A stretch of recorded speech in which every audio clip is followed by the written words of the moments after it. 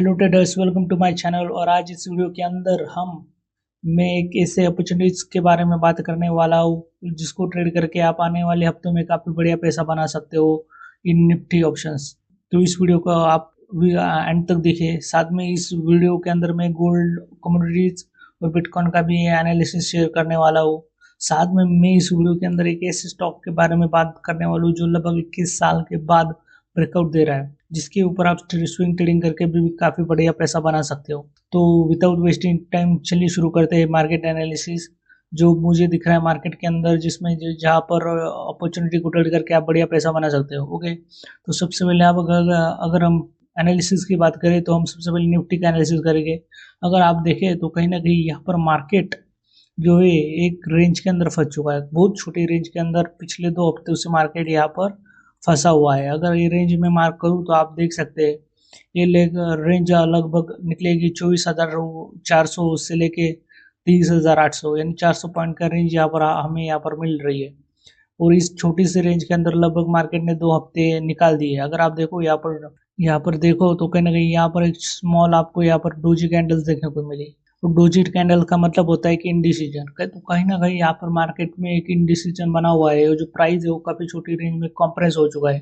Okay, which is very good sign कि market के अंदर जब जब प्राइस कॉम्प्रेस होता है तब तब एक बड़ा मूव आने की हाई पॉसिबिलिटी होती है, या तो अपसाइड मूव या तो डाउन साइड मूव।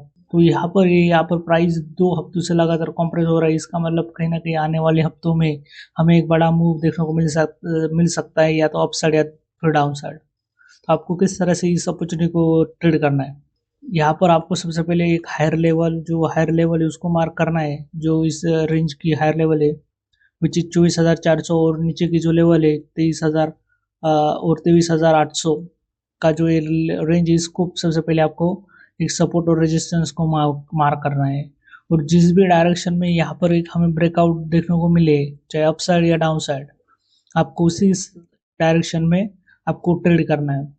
याद रखिए क्लोजिंग यहाँ पर होनी चाहिए एटलीस्ट आप इंटरडे में ट्रेड कर रहे हो तो 15 मिनट की यहाँ पर क्लोजिंग होनी चाहिए, या फिर एक वो 30 मिनट की या फिर 1 आवर की यहाँ पर क्लोजिंग होनी ही चाहिए। तभी जाके आप उस डायरेक्शन में ट्रेड करेंगे। हो सकता है यहाँ पर ट्रैप होने की हाई पॉसिबिलिटी, इसलिए टॉप लॉस लेके प्रॉपर रिस्क मैनेजमेंट के साथ आप यहाँ पर ट्रेड कर सकते हो। Okay, it is not bye recommendation. मैं बस यहाँ पर सेटअप एक्सप्लेन कर रहा हूँ कि आपको किस तरह से ये जो ट्रेड है इसको आपको एग्जीक्यूट करना है। I hope you all understand. Okay, तो यहाँ से जैसे ही प्राइस निकलेगा तब आपको यहाँ पर अपसाइड या डाउन साइड जहाँ पर भी क्लोजिंग मिले आपको उस डायरेक्शन में ट्रेड करना है। Okay, so this is it. मुझे लगता है इसको भी आप ट्रेड करते हो तो आने वाले दिनों में आप अगले हफ्ते में आप बढ़िया एक रिटर्न आराम से बना सकते हो in trading. Okay, so this is the opportunity I want to explain. पर अगर आप देखें यहाँ पर मार्केट की जो क्लोजिंग है कहीं ना कहीं 24,000 के ऊपर हुई है, तो देर आर हाई पॉसिबिलिटी कि प्राइस ऊपर की तरफ बढ़ सकता है। क्योंकि इस हफ्ते के अंदर प्राइस ने जो क्लोजिंग की है वो 24,000 के ऊपर की है। तो एज पर माई कैलकुलेशन प्राइस को ऊपर की तरफ बढ़ना चाहिए। ओके, पर डिपेंड करेगा कि मार्केट में मोमेंटम कैसा रहता है, किस डायरेक्शन में मार्केट चलता है, और जो न्यूज़ है वो किस तरह से यहाँ पर मार्केट में आती है। क्योंकि अभी भी मार्केट में एक अनसर्टेनिटी है, इसलिए इस तरह से जो है इंडिसीजन कैंडल्स यहाँ पर मार्केट में बन रही है। अब you all understand all this factors. तो चलिए अपना जो नेक्स्ट एनालिसिस है उसको एक बार हम करते हैं, विच इज़ बैंक निफ्टी को एक बार देते हैं। बैंक निफ्टी आप देखो तो यहाँ पर बैंक निफ्टी पॉजिटिव है। बैंक निफ्टी के अंदर सिर्फ यहाँ पर जो आप बाइंग की तरफ आप कोशिश करो कि आप बाइंग की तरफ ही आप डायरेक्शन में ट्रेड करो।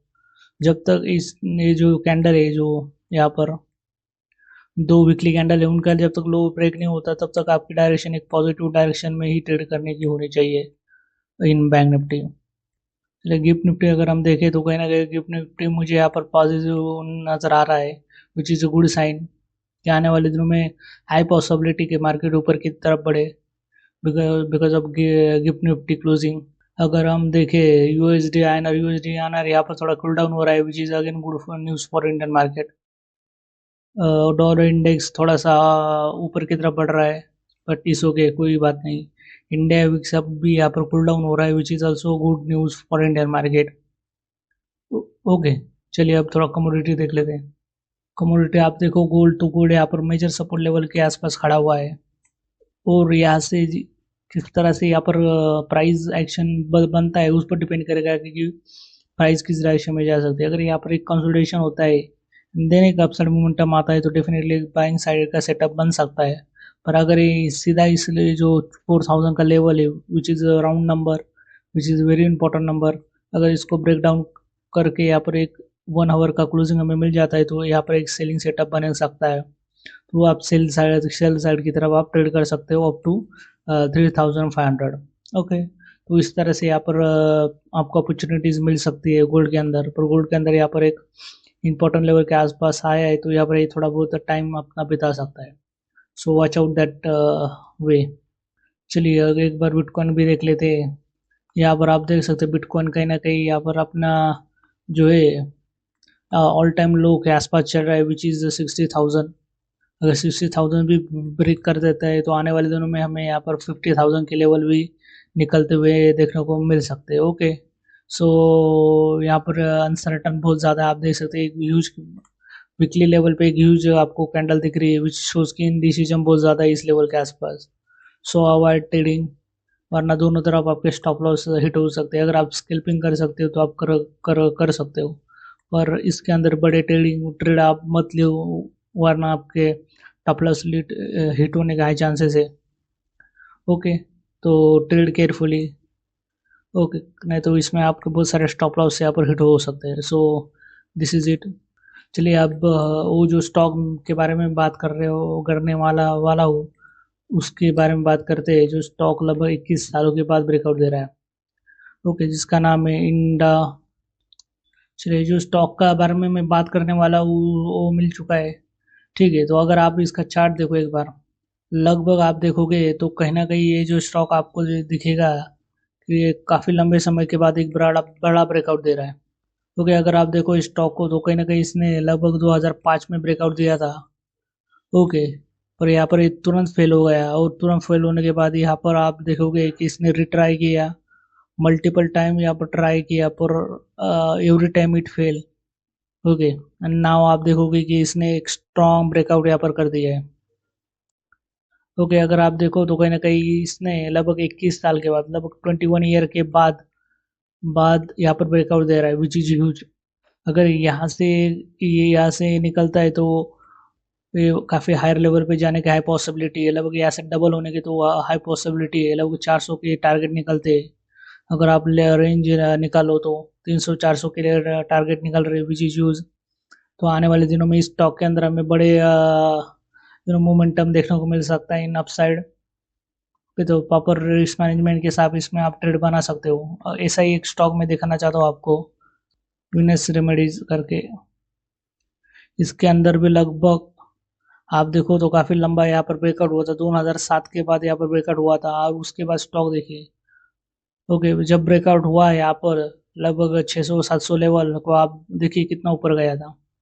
तो एक बार फिर से ये जो स्टॉक है particular, okay, Indo shift laboratories 21 सालों बाद ये ब्रेकआउट दे रहा है, तो उस पर आप नज़र बनाए रखिए, और प्रॉपर रिस्क मैनेजमेंट के साथ आप इसमें ट्रेड करके काफ़ी बढ़िया रिटर्न बना सकते हो आने वाले हफ्तों में। Okay, I think this is it for today. Thank you for watching this video.